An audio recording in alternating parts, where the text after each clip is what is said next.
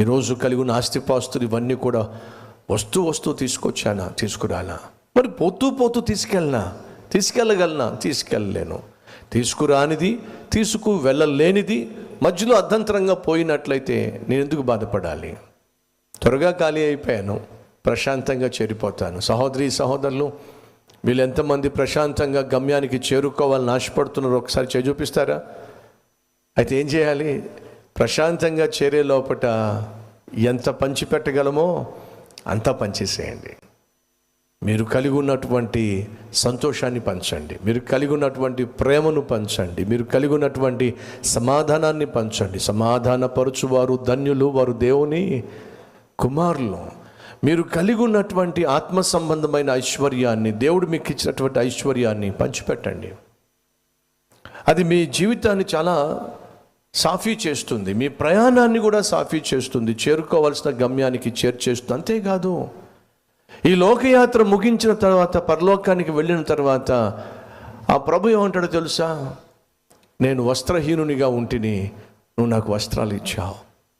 నేను ఆకలితో అలమటించిపోతిని, నువ్వు నాకు అన్నం పెట్టావు. ప్రభు, నీకెప్పుడు నేను బట్టలు పెట్టానయ్యా?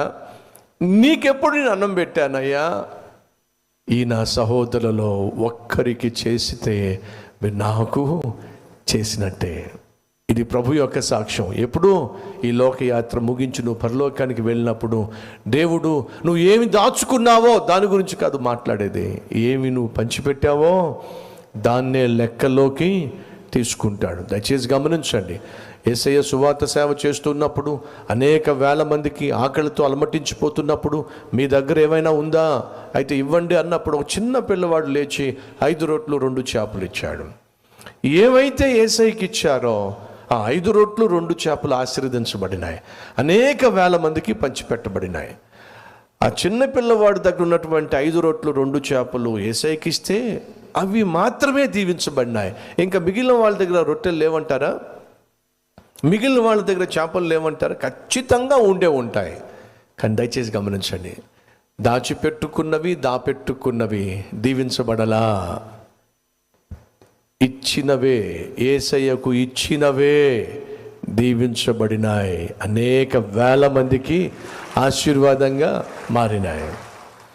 ఇప్పుడు మీలో కొంతమంది అంటారు, నా దగ్గర ఏముంది బ్రదర్ ఇవ్వడానికి? అవునా? ప్రభు అంటున్నాడు, నువ్వు నాకు ఇస్తే చాలు, నిన్నే నాకు ఇస్తే చాలు, నువ్వు ఒక కానుకగా నాకు ఇస్తే చాలు.